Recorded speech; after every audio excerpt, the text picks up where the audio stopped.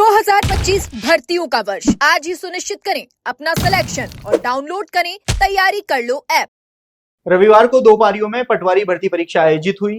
38 जिलों में लगभग 1000 से ज्यादा परीक्षा केंद्रों पर इस परीक्षा का आयोजन हुआ और इस परीक्षा के सफल आयोजन को लेकर हम बात करने पहुंचे हैं बोर्ड अध्यक्ष मेजर जनरल आलोक राज जी से। सर, पटवारी भर्ती परीक्षा 3705 पदों पर हुई, 6 लाख से ज्यादा अभ्यर्थी शामिल हुए। उपस्थिति ने काफी संतुष्ट किया इस बार।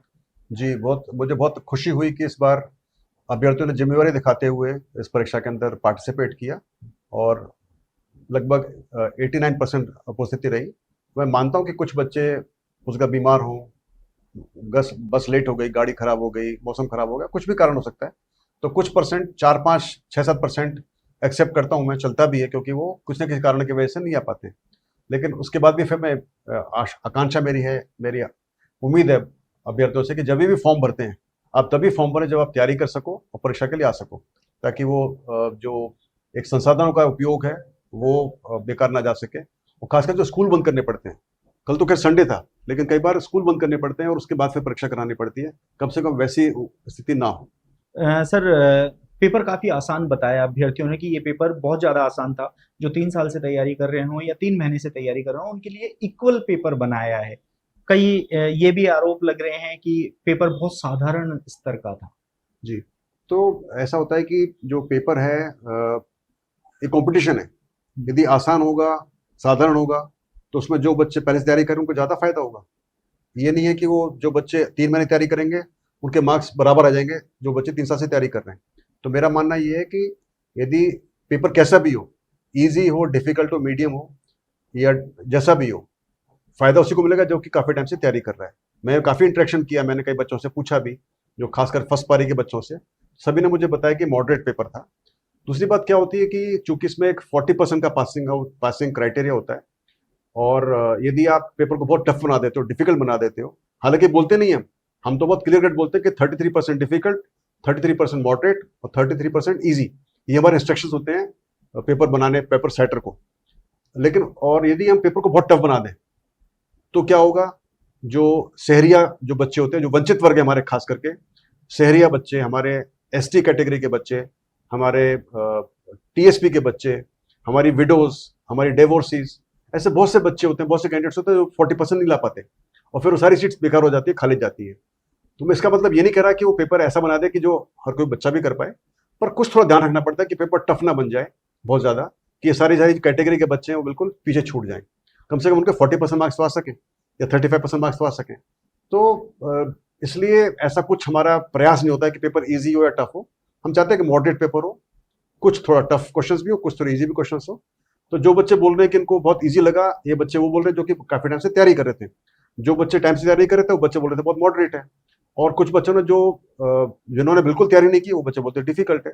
तो ये एक परसेप्शन है कैंडिडेट का, लेकिन मैं समझता हूँ कि चूंकि ये कॉम्पिटिशन है, तो जिन्होंने ज्यादा तैयारी की है ऑटोमेटिकली उनको ज्यादा फायदा मिलेगा, उनके मार्क्स ज्यादा आएंगे और उनका सिलेक्शन होगा। सर, दोनों पेपरों का स्तर समान रहा है तो नॉर्मलाइजेशन ज्यादा परेशान नहीं करेगा, क्योंकि इस बार नया फॉर्मूला लागू होगा इस पे। देखिए, यदि 1 नंबर का फर्क होता है तो भी नॉर्मलाइजेशन करना पड़ता है, क्योंकि ये नियम है।